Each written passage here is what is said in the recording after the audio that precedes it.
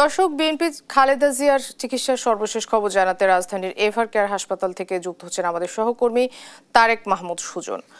তারেক, খালেদা জিয়ার স্বাস্থ্যের সর্বশেষ পরিস্থিতি কি আমাদেরকে জানাবেন?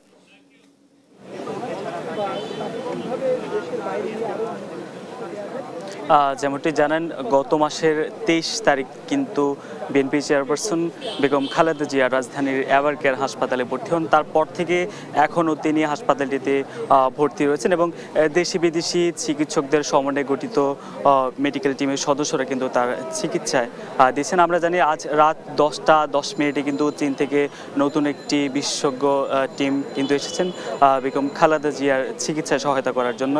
তারা কিন্তু এই মুহূর্তে এভার কেয়ার হাসপাতালের মধ্যে রয়েছেন।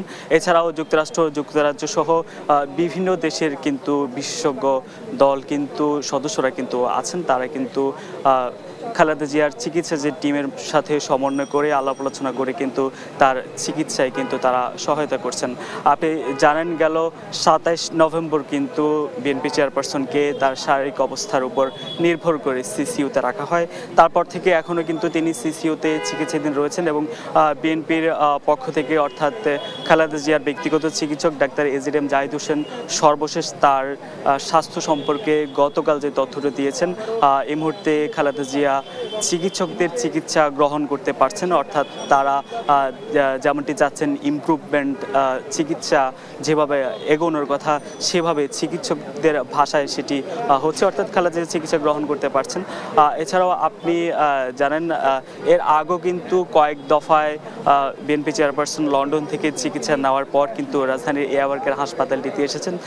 সর্বশেষ তিনি যখন এসেছেন তখন কিন্তু 2 দিন তিনি হাসপাতালটিতে ভর্তি হয়ে তারপর কিন্তু আবার তিনি তার যে বাসভবন ফিরে যান। কিন্তু গেল 23 নভেম্বর তিনি যখন এসেছেন, তার শারীরিক অবস্থার উপর নির্ভর করে এখনও কিন্তু রাজধানীর এভার কেয়ার হাসপাতালে তিনি ভর্তি রয়েছেন। আমরা জানি তার শারীরিক অবস্থার সম্পর্কে খোঁজ খবর নিতে কিন্তু বিভিন্ন রাজনৈতিক দলের নেতাকর্মী এবং উপদেষ্টাদের মধ্যে অনেকে এসেছেন। আজ সন্ধ্যা 7টার পরপর কিন্তু প্রধান উপদেষ্টা অধ্যাপক মোহাম্মদ ইউনূসও কিন্তু এসেছেন এবং তিনিও তার স্বাস্থ্যের খোঁজ খবর নিয়েছেন, দোয়া চেয়েছেন। তো এই ছিল রাজধানীর এভার কেয়ার হাসপাতাল থেকে বিএনপি চেয়ারপারসনের স্বাস্থ্য সম্পর্কিত আমার কাছে সবশেষ।